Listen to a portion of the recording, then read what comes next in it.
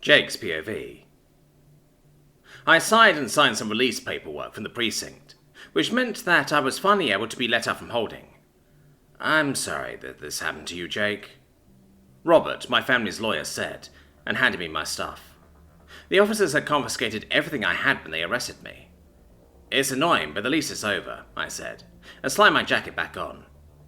It was absolutely freezing inside the cells, and they wouldn't give me any blankets because they didn't have enough to go around. "I guarantee you, I will make sure that the officers who put the warrant out will face the proper punishment," Robert said, as we left the building. "Thanks, Robert, but honestly it may be more trouble than it's worth. I kinda get why they thought I was gonna flee the country. I mean, I would have put a warrant out for my arrest, too, if I was in their shoes," I told him.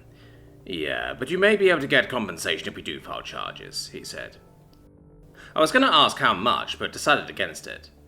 "No, don't worry about it. Besides, I make plenty of money." He looked upset and shook his head. "Yeah, about that."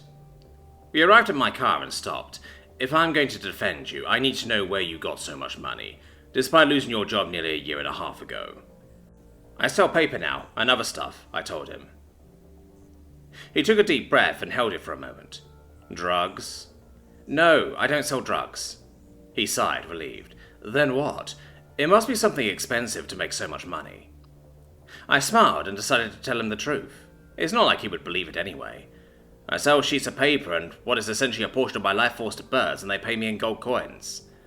"Jake, please take this seriously," he frowned, not finding it funny. I, on the other hand, was barely keeping it together. It was the first time I had ever told anyone what it was I actually did, without leaving out any details, and it just sounded so stupid. I was sniggering as he rolled his eyes, probably thinking I was just having a laugh at my own joke. "So is it some New Age stuff then? Like healing crystals or something?" "You could say that, yeah, but everything is totally legit and I reported it all on my taxes," I said. "Yeah, I know. That's good. This whole situation would have been way worse if you hadn't." He pushed his glasses up and pinched the bridge of his nose. "Alright, can you bring some of the stuff you sell so I can keep it in case the police come with a warrant for it, and you drop off the face of the earth again?" That would be more difficult," I said, suddenly no longer laughing. I could get him some paper, no problem, but I couldn't exactly just hand him a dowel jar full of manna. "Why? You said it wasn't drugs." "It isn't, but it is hard to explain. Plus, it is a pretty well-guarded secret." "Look, I can't force you, but they're going to get a warrant for it eventually. I'm just trying to get ahead of it." I groaned. He was right. I hadn't even considered that they may want proof of transactions. "They may already be in the process of it right now," Robert said. A stiff breeze blew past us and his tie started to flap around over his shoulder. He grabbed it and put it under his blazer, then buttoned it up. "I don't know what I'm going to do if they do that. I can't give them anything," I said. "Well, they aren't going to give you much of a choice. Failure to comply with a warrant will have you right back in those cells, and I won't be able to get you out this time." He started to sound upset. "Alright, I'll think of something," I sighed. "Something legal, obviously. Something that makes sense." I remained quiet on that one. Great. With that, I got to my car and went home. It had only been a few hours, so I expected that maybe the moving job would be done, but they must have just arrived, because they were picking up the bed when I got there. "Hey, you guys must be the new movers," I greeted them. "Yes, sir. Sorry about the delay. We got here as fast as we could," one of the new men said. There were only two, just like the last guys, but they were dressed in the same uniforms. "It's no problem. Is that guy okay? He was bleeding a lot," I asked. "Yeah, but he's getting stitches. The other guy is still filing out accident reports at the hospital." "Okay, well, the shed should still be open, but if it isn't, just knock and I'll unlock it," I said, and headed inside. In the house, Mum was cooking something. "Oh, Jake, are you okay? Did everything go well?" she asked as soon as she saw me. She was carrying a plate of sweets, which was still steaming. "Yeah, everything went fine. Why are you making biscuits?" I asked. "I decided to make the nice men outside some snacks," she explained. I wasn't surprised. She once made a chocolate cake for a plumber that came to install her new shower a few years ago. My mum's answer for having company of any kind was always to feed them. "Okay, do you want me to take it out to them?" I offered. "Yes, please, that would be nice," she said, and handed me the tray.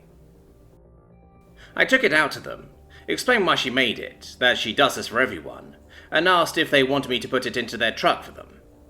They seemed surprised, but happy, and clicked the truck open with their key fob. I put the sweets away and went back inside to tell Mum what Sumo had told me, that we needed to travel to go meet some royal council. "Mum, I have some news," I said, walking back into the kitchen. "Did they not like the biscuits?" she asked, worried. "What? No, they like them. It's not about that." She was at the sink, cleaning the dishes she had gotten dirty when baking. "What is it?" She turned back to the sink and resumed cleaning. "Sumo told me that we received some kind of royal notice. We have to travel to see some kind of royal council," I explained. "Is that good?" She looked back at me, still wiping a dish with a rag. "I don't know, but she sounded nervous." I grabbed a towel and started helping her dry the one she had already cleaned. "So not good then?" "Probably not," I sighed. "But that's not all. Robert said that the police are probably going to get a warrant to go through my financials, and they're going to want me to prove I haven't broken any laws and that all my money was acquired legally." "When it rains, it pours." "If worse comes to worse, I can just stay with Sumo for a while. I mean, it won't be great, and I'll definitely be a fugitive, but, you know." "No, we will figure this out. I don't want you to have to leave," Mum said. Her voice was breaking, and she had stopped doing the dishes. I put the plate down and hugged her. "I know, Mum." Mum and I talked for a while, but eventually I called Sumo and told her I was ready to come back. A few minutes later, she said she was about to summon me. I kissed Mum on the cheek and started to disappear. When my sight came back again, I was standing in the room that Captain Giguales had given me, holding the twin-size mattress I brought. "Ah, that explains why you are harder to summon this time," Sumo chirped, breathing heavy and looking tired. "Is that your bed?" "Yeah. Can you help me make a frame for it?" I asked, placing it on the ground. "A frame? What do you mean?" She made a perch using one of the vines on the floor. Once she did that, I made a mental note to clean some of the vines up, or at least organize them a bit so I didn't trip over them at night. "My bed needs to be a few feet off the ground," I told her. "Oh, yes. I remember you told me once that you sleep elevated off of the floor."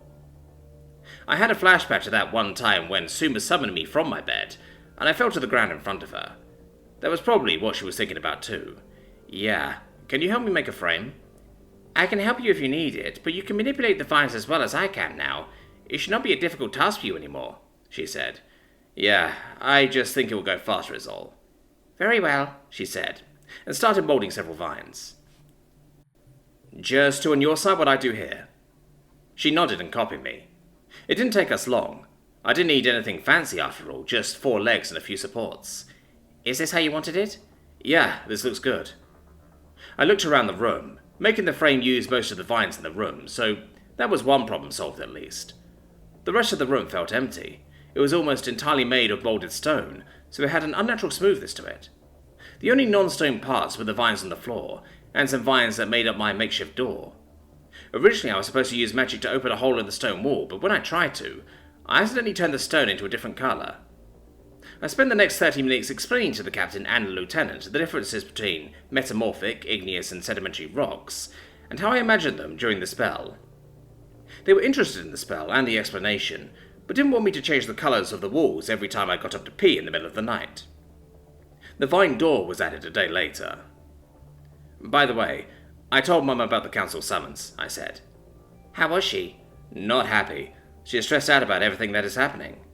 "That seems reasonable. I am rather surprised you are handling it so well." "Is that what it seems like? Because I'm not. I think at this point I'm just getting numb from it all. Or maybe it's just that I know I have an out here if I ever need it." Sumo nodded. I guess she understood. "Sumo, I'm pretty tired. I think I'm good to go ahead and go to sleep." "I understand, Jake. Sleep well." With that, she opened the vines and left.